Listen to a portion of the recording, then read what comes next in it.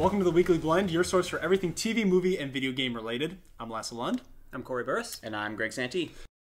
Now, the last show we're going to talk about is the series finale of what some people call the greatest television experience of our Not show, life. experience.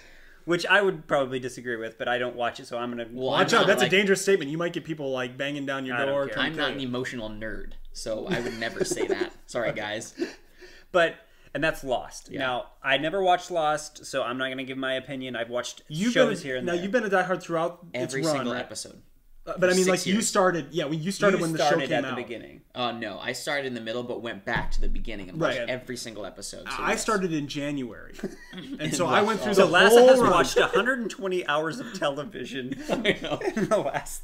And it was 5 worth months. It was worth it. It was a great show. It was an amazing show. And so I eventually got caught up with the current season and was able to stay on track. And I with find everything this that's been interesting going because it was very convoluted, and I remember Greg going, "They're not going to answer my questions. They're not going to." Did they answer your questions? Okay, well the enough leak, to make you happy? The leak that came out saying they added a half an hour onto the finale and they were gonna leave more questions unanswered. My expectation of what that looked like was it did not happen that way at all. I felt so much closure. It's not even funny. Like what It's a little funny. the questions they did answer made me feel okay about anything that was left unanswered. I feel it was the best, and you say this all the time, is the best way that they could have ended it. Yeah, it was the best way possible that they could have ended it. You know, with all the loose ends that they had to tie up, and not all of them are tied up at all. Right. But as far as, you know, Lost has always been about the characters. Oh, yeah. And so the way that they portray characters and the way that, like, they resolve all the relationships and the issues that these characters deal with and the unique situations that they put them in this final episode the one word I came to was satisfying. You leave feeling extremely satisfied. Does it achieve this kind of nirvana of how all these ideas coming together like people like Losties were kind of demanding? Right. No, of course it doesn't. There's no possible way you could do that. But the best possible ending to the show. I mean, it was the one problem with watching it live. Does it pay off? Hold on. I guess I want to ask. Does it pay off all of the? Because you were getting really frustrated at one point, especially in this season when you were like, I didn't you like. keep asking more questions than you're answering. They started introducing too many more questions at the end. Do you think it pays off for that frustration? Yeah, no. This was a really, really, really good finale. Yes. Very, very good. Okay. Executed very well. Emotional roller I mean, coaster. seriously, the ending shot where you can say names, yeah. Yeah, I mean, so we're Sort of spoiler. spoiler. I mean, yeah, we're talking about the Lost finale here. You better expect spoilers. Yeah, plug your So spoilers. the spot where Jack is dying. Yes. And then he's there at the church at the end, and like he was the last one to kind of finally realize what was happening in the end, which is essentially purgatory. You know, so they do tie in that whole idea that like people thought from the very first season, oh, is this purgatory? No, it wasn't that way until season 6 when they split timelines. One timeline is purgatory, the other timeline is reality.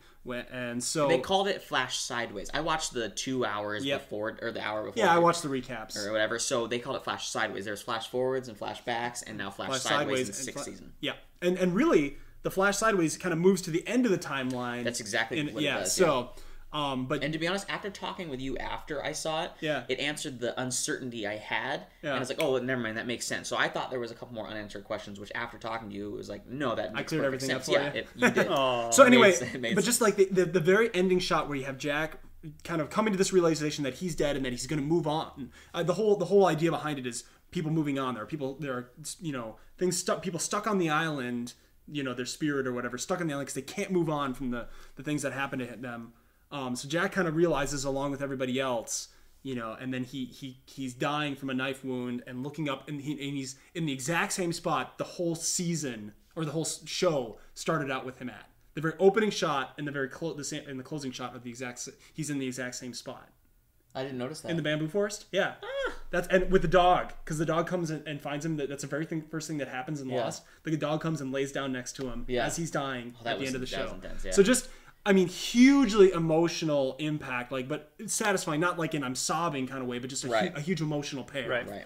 So, and there's lots of little nuances that we could really discuss, and we could be here for probably, an hour talking about this. We won't go into that, but I think a very good resolution to a pretty phenomenal show. Yeah. We talk about how the cultural, the pop cultural impact that it's had is pretty substantial.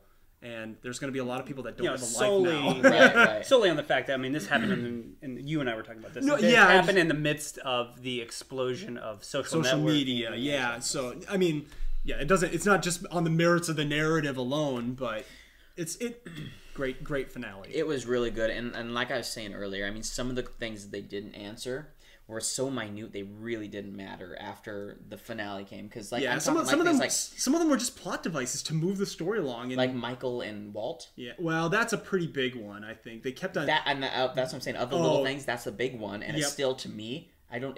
For some reason, I mean, sure, the way they resolved it made me not care. Yeah, it made me not care because it was so satisfying in the end. Yeah.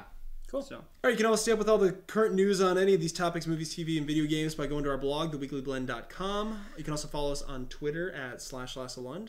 /Corey Burris. /Greg Santee. And remember, you can, if you subscribe to our podcast, you also get our audio podcast each week, which we talk about all the news that's coming out for that week. Yeah. So it's an interesting discussion about things going on. We also give like our little thoughts on little news blurbs that are coming out. So make sure to check that out too. So until next time, we're out.